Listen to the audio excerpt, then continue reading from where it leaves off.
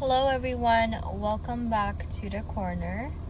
I am at the airport today and I feel incredible. Let's talk about where you guys are at. Have you started seeing a shift? If you've been doing the exercises consistently, your world surely, slowly, in an explosive way, maybe, it's going to start opening up for you. And I'm excited for you. So today I want to talk about how the 4D and 3D are not separate from each other and they work together. We want to understand that those two territories are not separately enemy territories. They are not. They work together. And the sooner we understand it, the better we will be. For a long time, I was specifically working hard. That was my mindset, and that's how I was raised. But there was also a time when I was a kid that I was introduced to the 4D world through books, but I had no idea. I remember I used to script, and I used to script before I even understood what scripting was. And that's actually how I manifest living in America. Let's talk about that. How did I manifest? I was a girl living in Ethiopia. How did I manifest living in America? Living specifically where I wanted to live at the specific exact month that I wanted to live. And this is why I believe that truly it's only to make ourselves feel better that we read books, because the information was already within us. Because how did I know to start scripting before I even knew the existence of a thing called scripting, right? So I've always had the feeling of I was not supposed to be in Ethiopia. I had the feeling of this is not where I'm gonna be. It was just something my body told me. I couldn't fully integrate into my full frequency there.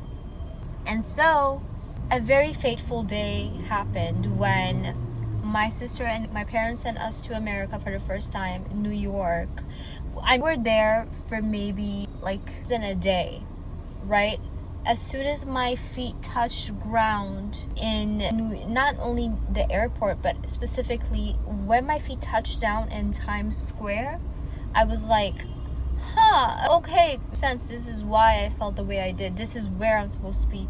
So I had this real innate understanding that the next place I'm supposed to be is New York. I knew it was gonna happen. I just was very clear on it. And we go back. We didn't even stay there. We went to California, like after less than a day in New York. And we go to California, Denver, blah blah blah. Go back home.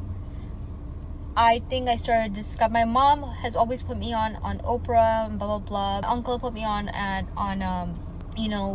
was like 11 and from there I called this soul book, and I would write every day. I would be like, on this month, on this day, on this year, I will move to New York.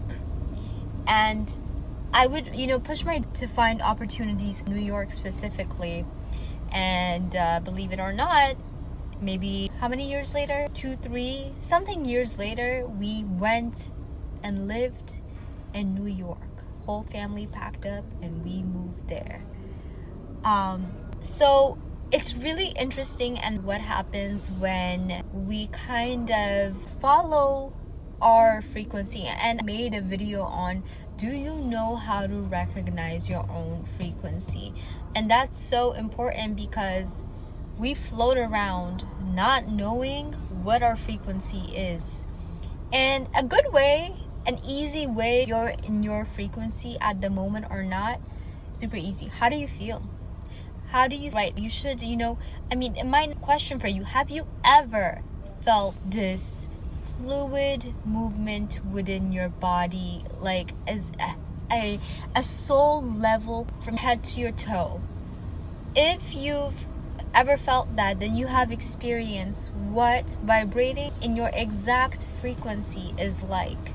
And the question might be, if it's your frequency, then why wouldn't you always vibrate on that frequency? I'll tell you why. Because we inundate ourselves with so much bullshit that overlaps our frequency, and since we don't know what our core frequency is, we're so susceptible to move into other people's frequency that it's hard for us to recognize what ours is, because our frequency feels very soft and beautiful and right on time. Everything feels right.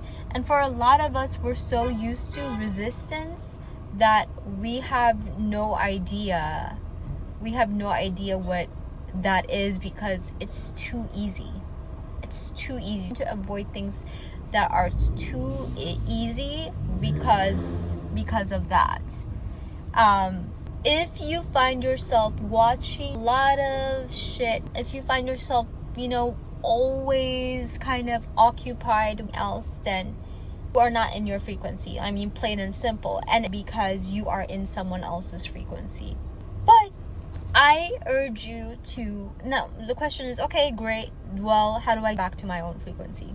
You get back to your own frequency by following things that feel easy, soft, inspiring, like almost it feels, things feel dreamy. So unfortunately, if this annoys you, you're gonna have to pay attention to how good things feel for you, inside you. All right, what is the importance of knowing your own frequency? I mean, like, why is this on and on about frequency? Like, why should I care? The reason you should care is because understanding, feeling your own frequency means everything will be easy. Like, everything that's supposed to happen for you will just appear faster, because everything is just, you are in that core right frequency. So everything that matches up to that has no choice but to latch on to it. Whereas if you are in someone else's frequency, you might try to get things and it won't come, and that's because you're trying to you trigger frequency. You might ask yourself, well, why did it work for them but why didn't it work for me? Because perhaps that was their frequency and their path and their way of going about things, but it wasn't yours. So this is why it's essential. I think I brought up authenticity in another video. This is why authenticity is highly important. And also, I'm pretty sure authenticity is ranked as the highest form of vibration for a human being. This is why, because it's interlinked to how you can bring things to you. Okay, so yeah, I mean, let me know what you're doing with these exercises. Always curious to know about all of that, but this is a really important topic. All right, talk soon.